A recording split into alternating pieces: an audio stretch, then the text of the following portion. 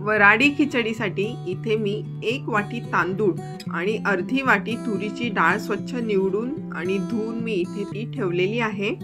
आता सगळ्यात आधी आपण या धुतलेल्या तांदळामध्ये एक 4 ते 5 लसूण पाकळ्या टेचून टाकायच्या आहेत। थोडीशी हळद टाकायची आहे। चवीनुसार मीठ टाकायचं आहे।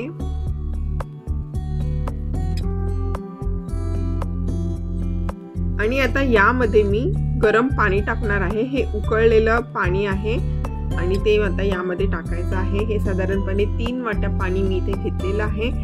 1 वाटी तांदूळ आणि अर्धी वाटी डाळ असेल तर त्याला 3 वाटी पाणी हे पुरेसं होतं। आता हे मी व्यवस्थित मिक्स करून घेते आणि हे आता आपण शिजवून घेणार आहोत। कुकरमध्येच आपण हे शिजवून घेणार आहोत। सो आता मी हे कुकरच्या भांड्यामध्ये ट्रान्सफर करते आणि आता हे मी शिजायला घालते। तुरीची डाळ खिचडीत असल्यामुळे खिचडी शिजायला थोडासा जास्त वेळ लागतो, त्याच्यामुळे 1-2 शिट्टी ह्याला थोडीशी जास्तच देणार आहोत आपण। आणि ही खिचडी खूप गिजगा नाही करायची आहे, ही थोडीशी अशी मोकळी व्हायला पाहिजे। सो आता खिचडी रेडी होईपर्यंत आपण फोडणीची तयारी करून घेऊया। त्यासाठी मी इथे फोडणीचं पात्र ठेवलेलं आहे। त्यामध्ये साधारणपणे 2 ते 3 टेबलस्पून मी तेल टाकलेलं आहे।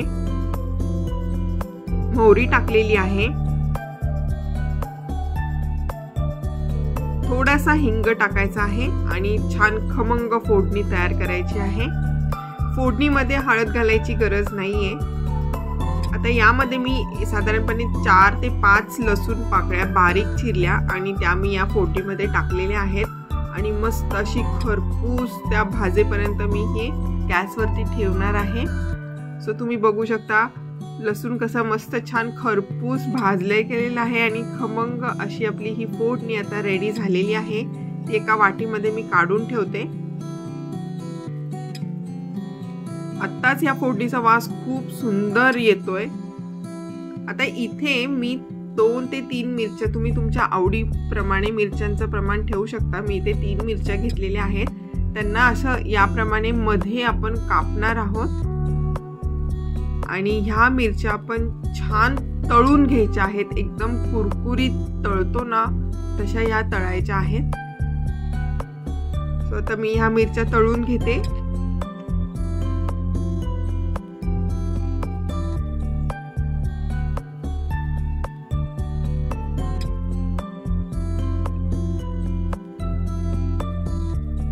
ह्या खिचडीमध्ये आपण कुठल्याही प्रकारचा मसाला वापरलेला नाहीये, त्याच्यामुळे ह्या तळणीच्या मिरच्यांनी आणि लसणाच्या फोडणीनीच आपली खिचडी खूप खमंग होते। नक्की करून बघा, खूप भारी ही खिचडी लागते। स्वतः हे अशा प्रकारे खरपूस मस्त तळायचे आहेत। आणि आता जो उडदाचा पापड आपल्याला मार्केटमध्ये मिळतो तो मी आता इथे वापरत आहे। हा पापड पण आपण छान तळून घ्यायचा आहे।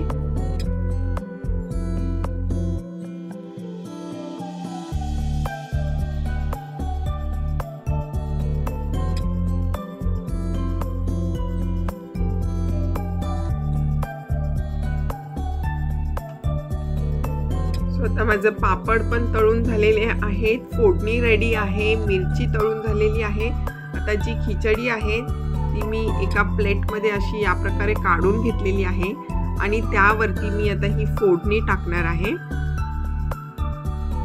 ही फोडणी तुम्ही तुमच्या आवडीनुसार टाकायची आहे। कमी जास्त तेलाचं प्रमाण तुम्ही करू शकता।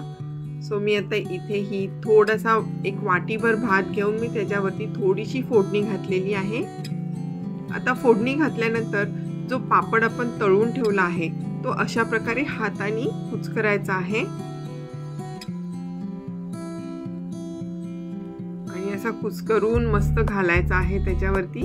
वरतून आपल्या तळलेल्या मिरच्या ठेवायच्या आहेत आणि आपली ही वराडी खिचडी रेडी आहे। थोडासा वेगळा प्रकार आहे हा भाताचा, पण चव खूप अप्रतिम आहे। सो नक्की करून बघा।